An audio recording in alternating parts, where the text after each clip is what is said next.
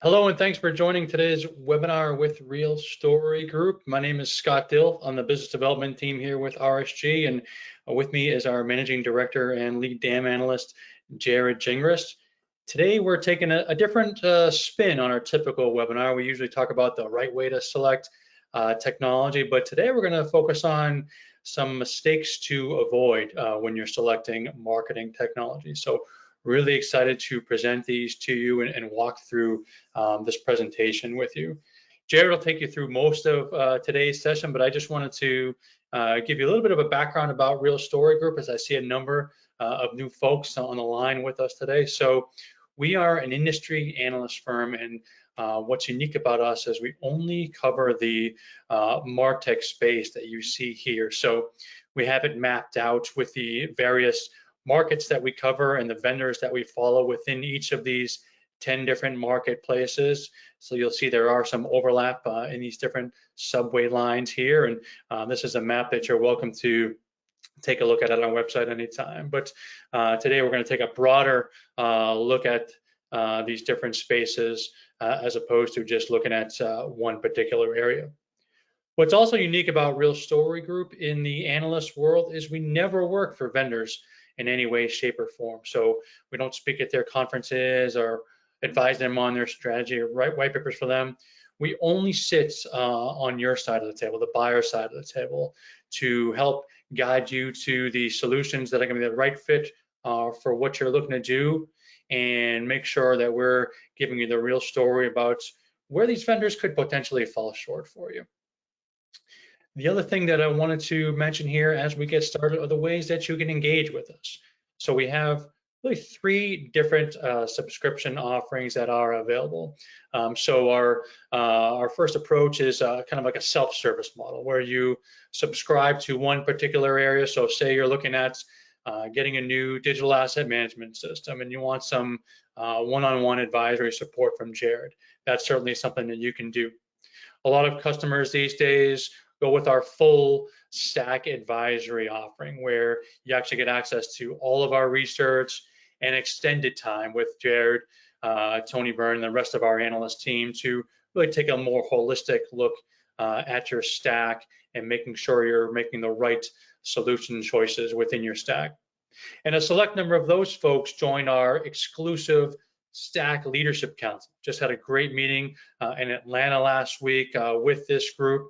We meet every quarter, either virtually or in person. And it's really a great way to share ideas on a broader range of topics, AI effectiveness. We talk about taking your CDP to the next level, MarTech governance.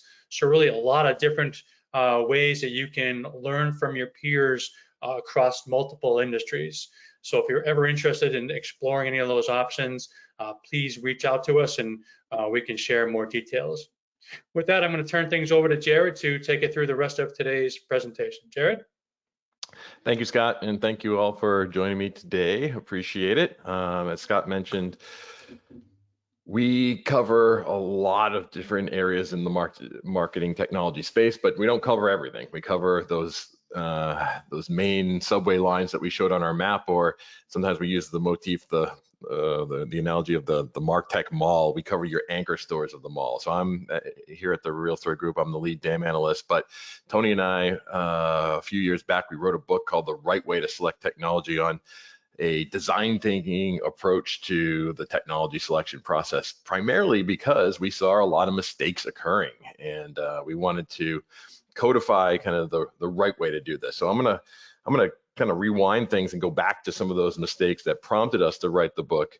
And I think we've been in a unique position where we've been able to help literally hundreds of organizations across every single industry across the globe with their tech selection projects. And like I said, we've learned a lot, but we've seen a lot of mistakes happen along the way. So we're gonna kind of rapid fire go through some top 10 mistakes today, if you will. And I'd be remiss if I didn't give a shout out to a new offering from Real Story Group. It's something that we've been working on for some time. It's a new podcast. Tony and I are doing a podcast called The Real Story on MarTech. And I bring up one episode in particular. Episode 3 was on this very subject that we're hitting on today. So if this tech selection topic is of real particular interest to you and you want to hear some interesting anecdotes from the trenches from Tony and I over the years, we did an episode 3 called MarTech Selection, the Good, the Bad, and the Ugly. So feel free to go over to your favorite podcast platform, Apple, Spotify, YouTube, and you can dig into this episode and some others as well. All right, let's get into it. Why are we even having this conversation? Well, there's a bunch of statistics out there about technology projects, and there's some pretty alarming statistics around the amount of technology projects that are ultimately deemed failures. And some of these statistics go as high as like 60 to 70%, some are in the 30 to 40 area. So let's just kind of go to the median of all that and say somewhere around half of technology projects are deemed failures. Now, if you've been in this industry a long time like I have, you know that there's a lot of reasons that technology projects can fail. There's reasons that have to do very specifically with the implementation. A lot can go wrong during an implementation. There's a lot that can go wrong during the rollout of a technology and the associated change management aspects of getting people to use a new system and adopt a new system. And so there's a lot of reasons, whether perceived or based in reality, of why these projects are doomed failures. But from where we sit as early stage advisors in a lot of these projects, we hate to see a project doomed to fail from the start, right? With fundamentally picking the wrong technology for your challenge that you're trying to solve, or the wrong tool for the job, if you will. So why do half of those projects fail? Well, one of the reasons is there are a lot of MarTech tools out there. I'm sure some of you saw this awesome graphic from our friends at Chief MarTech and MarTech Tribe, who publish this every year. And over the years, it's grown and grown and grown. This every dot on this screen, it represents a logo in the MarTech space, and there's something over 15,000 this year. And it's not meant to be readable, certainly, but what it does tell us is, as buyers, you have choices, and that's inherently a good thing.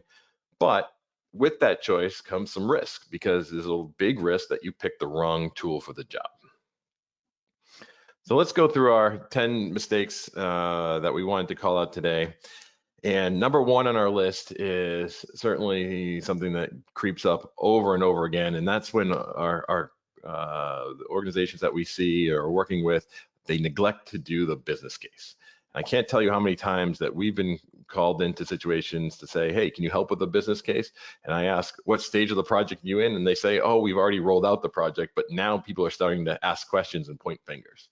So it's always a good idea to put something on paper before you go through that implementation and selection project around documenting what it is you're trying to do. Why are we doing this? What would happen if we did this, but what would happen if we didn't do this? There's certainly ROI cases and that you want to put on paper too, to kind of justify the cost. But I think it's even maybe the most important thing of going through this exercise is just to get everyone on the same page. You're not only going to justify some things and use it to validate a plan and communicate a plan to your leadership and colleagues, but you're also getting your peers on board. What are we trying to solve here? And getting everyone on the same page, pulling on the same rope, starts with communicating, what it is we're doing here in a business case form. So you don't have to always get people. I think people get scared about business cases. They think they have to crunch the numbers to the nth degree, and there's definitely some of that, but it's bigger than that. It's about getting everyone aligned on what it is you're going to try to accomplish this from the outset. Number 2 is something we've been talking about for a long time and continues to be an issue in our world, and that's something we call blind love. So there's a lot of information at your fingertips in today's day and age. It hasn't always been this much, but the information flow from all of those 15,000 vendors and other analysts and consultants in this world there's so much out there around the promise of what marketing technology can do for your business. And there's a lot of really exciting stuff, but sometimes that exciting stuff goes too far in promising what your future may hold. So we want you to sometimes pump the brakes in that level of excitement. No, I want you to get a little bit excited, but don't forget to explore your options in a highly competitive fashion. Don't just go to the vendor out there that you know told you a story that really resonated with you, or maybe you saw a demo at a conference in a vendor hall booth. You might say, "Oh my gosh, that's so much better than what we have," but I can tell you there's other options out there that are maybe take a slightly different approach at solving the same problem that would be very much in your interest in seeing. Mistake number 3 is defaulting to incumbents. Now, I am the lead DAM analyst here at Real Story Group, and I see this over and over and over again. I thought I'd be, as we sit here in 2025, I thought this would be lessening, but it continues to happen to this day, where we have some very well-intentioned business owners responsible for managing assets at different clients, and what they do is they do their nice business case, they tell the story, and they go to their leadership, and their leadership says, "Oh, make sure you involve IT in the process," which is great. IT says, "Well, you want to manage files through a life cycle, can't you just use SharePoint or Dropbox or Box for that matter?" And the truth of the matter is those tools are not digital asset management systems. And I'm bringing up the DAM example, but this always happens in every single marketplace that we cover. There's always a desire to say, "Hey, why don't we just use what we have instead of going out into the market and going through an exhaustive technology selection project?" Because technology selection projects are time consuming and ultimately expensive, right? And implementations are expensive. And so using what you had is attractive, but that's a mistake for many organizations, to just try to shoehorn what you have to solve a problem that might not be built to solve. So our advice here is always, when there is a major incumbent in your universe and under your roof, I don't want you to just discard them immediately. I would, in fact, oftentimes I would say, invite them to the process. Invite them to the short list so that you can truly evaluate them in a competitive environment where you're able to see how does it stack up against what's out there in the market, and you'll invariably see trade-offs. You'll see ways that or reasons to go to the market, and you'll understand that it might cost more or be a heavier lift, but it might be worth it, or it might be not worth it. Maybe you do land on the incumbent, but at least you've gone through that exercise, you've proved these things out, and you've done your due diligence, and you can make that argument so that when people come asking questions years and years later, you can have a really strong story as to why you made one decision over another. Mistake number 4 is letting one group decide. And this is something, again, that continues to rear its head in today's day and age, and it's shocking how you would think that this might happen only with cheap technology. It certainly happens with kind of cheaper technology, but it still happens with big technology and really expensive technology as well. And the classic example that we always hear is, the business goes off and procures a product without involving IT, or IT goes out and procures a product without involving the business. That's the kind of the kind of hack example, if you will. But it also, when I talk about building the right blended team, it's really about involving the right people in the process as a whole. So I want you to start to break down silos as early as possible in a project. We mentioned that a lot can go wrong in a change management process. The change management of a new technology process begins before you select it. So it's all about getting the right interdepartmental and multifunctional team representation on your selection team so that you're not leaving people out and no one's surprised at the end of the day. And for those of you who represent global companies, make sure you have regional representation on your selection teams as well. And then there's sometimes like hidden stakeholders, like, and for some of you they're not so hidden, but for some organizations I see oftentimes like you forget to involve the legal folks, and then that becomes a major barrier to hurdle, when your team has ultimately made a decision. But involve more people earlier, build that right blended team. There's a balancing act here, because you don't want to go overboard, but you want to get the right people in the room for this critical process. Mistake number 5 is falling into the requirement checklist trap. So anyone who's been involved with the technology selection, invariably, one of the first things that you try to do is go out and gather requirements. And that's okay, but I don't want that to be the way you communicate your challenges to a set of vendors and each other. So there's a real risk that you design a system too early. There's plenty of time to design the system, but what I want you to do is go out and start to gather these requirements. But the way I want you to communicate your challenges to a vendor is, don't just give them a laundry list of lines in an Excel or Google spreadsheet that they can just say yes, yes, yes, yes to. I want you to be more narrative in your description and describe a future way of working without prescribing a solution. So describe a future scenarios that describe your content going through your workflows and your environments with your real people. That is a much more meaningful way to communicate your needs and what you're looking for than putting a bunch of requirements in a spreadsheet and hoping that the vendor can figure out what it is you're looking for, and that their problem can solve these things. The dirty little secret of the traditional way of selecting technology is, when vendors get checklist requirement based RFPs, they give it to the most junior person in the room. They cut and paste it from the last time they filled out a checklist based RFP, and they say yes, yes, yes, we can do all these things, without really describing how it is they're going to do that. So it's a waste of time for you. It's a waste of time for them. It's a waste of time for everyone. Don't do that. Mistake number 6, shortlisting the wrong vendors. Now, I showed you that screen of the 15,000 different options. It's very easy to get a bad mix of vendors in the room, but it's also really dangerous when you put together your shortlist without the right level of information. And what I mean by that, and I'm going to pick on my analyst brethren here, the big analysts typically like to publish some very popular single snapshot views of the marketplaces that they cover. And so invariably, there'll be people in your organizations who look at those single snapshot views of those marketplaces and look to the upper right and hope and think they're going to see a unicorn somewhere up there. But in reality, that's not the way to put together a short list.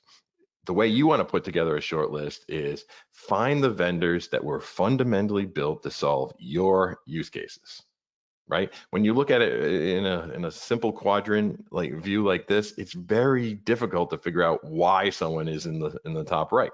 There's a number of criteria that goes into that, and these things have value, but it's not the best way to put together a short list. You got to really dig deeper into what their use cases are that they're trying to solve, and where have they been proven successful, and do those use cases match your use cases? Mistake number 7, only viewing canned demos. So I mentioned there's a lot of information out there. You can go see demos today of a vendor that you're in a marketplace that you're interested in, and guess what? It's going to be slick and show you all their latest AI features, and it's going to really be looking like something out of the future, which is good. However, that's not a way to enough to evaluate one vendor over another. So I want you to really push your vendors to go beyond the canned demos that they give everyone else. I want you to get away from just seeing a product roadshow of their latest and greatest sexy features. I want you to use your use cases that you write, your scenarios, and have the vendors come in and demonstrate how they're going to solve your problems, the ones that are unique to you and truly differentiate you. And so you might, if you do this right, you'll see some of these AI features and the latest and greatest that they new features that they're adding to their products, but in the context of your real work, and how your people are really going to work. And sometimes it's not always the sexy stuff, but it's the stuff that's going to occupy most of your peers' time when they log into that system. And you want to make sure that they're able to do their job, because ultimately that's what you're trying to buy here. That's what you're trying to solve when you buy and make an investment into technology like this. Mistake number 8 is underestimating the full implementation picture. Software folks are really good at selling their products, but what they might not always be as forthcoming about is how much it takes to get their products up and running. And I can beat up on vendors and their salespeople for overselling their products, but some of the blame is on us as buyers too, because as buyers, we need to be really realistic about our capacity to be successful. Can we do an implementation alongside of what we get from some light vendor professional services and do some of the customizations in-house? Or do we have to be honest with ourselves and say, hey, we might need some extra help here. We might need a third-party integrator to bring to the team as well, to the table as well. And so our advice here is be very honest with yourself about your own capacity. And then when you're evaluating your potential partners here, I want you to not only test the technology, but test the team behind it. And we always recommend, whenever there's a potential third party or vendor professional services involved, try to mimic a real implementation as much as you can in a very controlled environment. And we'll talk a little bit about that in a future stage, but you want to really set up a series of tests that test how you're going to be able to work with the people behind the software. And when that third party is involved, don't just do a separate eval on them. Evaluate how they're going to work with the vendor professional services and your team at the same time, because ultimately that's real life. That's what's going to exist. And we've been through plenty of simulated sessions where you learn a ton about the working relationships between a third-party partner and a vendor. We've actually been in situations where the third-party integrator was literally yelling at the vendor representing the technology in the room. So there's just an internal struggle that played out before not only my eyes but my client's eyes and the ultimately the potential buyer. And I don't think I need to spoil the rest of that story and say that team didn't win the project. That was a major red flag that we really couldn't look beyond. Number 9 is improperly test driving the solution itself. So let's get back to the technology. And it's really a temptation when you go through a process like we've described so far to, as you get closer and closer to the finish line, to quickly jump in and get started, right? Everyone wants to see their hard work pay off as quickly as possible. And that's important. I'm right there with you. But as advisors in these processes, oftentimes we're there again saying, pump the brakes a little bit. I want you to don't just jump in because one vendor takes a lead. Go through a final stages of due diligence, particularly after you go through a demo week and you've down select to maybe there's a leader in the clubhouse. But in a perfect world, you actually mimic a real implementation project in a competitive proof of concept. Sometimes we call them a bake-off, but ideally you want to see what it's like to go through an implementation project with the technology, with the team behind it, and with your team. And if you can mimic a real implementation project in a very scoped out time frame and scoped out effort, you're going to learn lessons like you can never do in the course of reading RFP responses or even seeing demos. Getting your hands on the technology, actually working with their project managers, with their UX folks, with their engineers, with their architects. You're really going to understand what it's like, what your future holds when you actually partner up and start a real project. And finally, big mistake is waiting too late to negotiate. I can tell you firsthand that vendor salespeople are really good at knowing when you're investing a lot of time in doing your due diligence, and they can know when they're close to the finish line, and they know that if they're close to the finish line, you've probably eliminated some of their competition, and they know that as their competition falls off, their advantage in the at the negotiation table goes up. And so our advice to our clients is always, don't wait to the end to start negotiating. You want to start negotiating as early as possible in this process. So it starts obviously when you're articulating your business case. You're going to know what you can actually afford here, but you want to start talking about money as soon as you start getting the initial proposals, right? So the vendor's going to give you a proposal based on the use case scenarios that you laid out. And we don't ask the vendors to be perfect to the penny at that point, but they need to put a stake in the ground. And then if you go through those final steps that I described, the really real demos, the real proof of concepts, the real bake off, it's through that not only are you learning about them, they're learning more about you, so that they can get more confident in the pricing and the time frames and the level of effort and resourcing that they'll need to do this right. So it's this back and forth process that is good for both sides at the end of the day, because ultimately you're both moving in the same direction towards a mutually agreed upon contract that you're gonna have to live with for several years, let's be honest. So start early and don't give up your advantage by waiting too late. So ultimately, we talked about a bunch of mistakes, 10 mistakes, but the right way to select technology is to apply design thinking methodology to this. Don't follow those traditional processes of putting all the requirements in a spreadsheet, throwing it over the wall, and getting the wrong vendors in the room and wasting all your time and hurrying up and rushing through this process so that you can get something rolled out. Take your time, do it right, do your due diligence, get the right people in the room, and then test at a bunch of different logical points, so that you're winnowing down to a partner that you're going to be partners with for a long period to come. So let's just wrap up. 10 mistakes. Number 1, don't neglect the business case. Number 2, don't fall in love blindly and just go with the first vendor that you see that you think might get you to where you want to go. Don't just default to the incumbents you already have in-house. Don't let one group decide. Don't fall into the requirement checklist trap. Don't shortlist the wrong vendors. Don't just view the canned demos that they would love to show you that are always slick and shiny and always perfect. Don't underestimate the full implementation picture.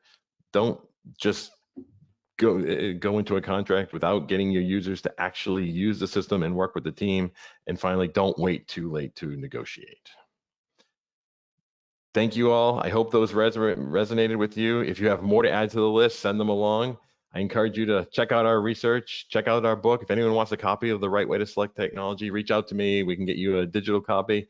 And then, like I mentioned earlier, check out the podcast. There's a lot more anecdotes and a bit of a deep dive that we took in episode 3 of the podcast. But I'd love to hear your thoughts on that as well. So if anyone's interested, go check it out, subscribe, send us a comment or a story of your own. We'll be happy to include it on future podcasts and webinars as well. Thank you all for joining me today, and we'll see you next time.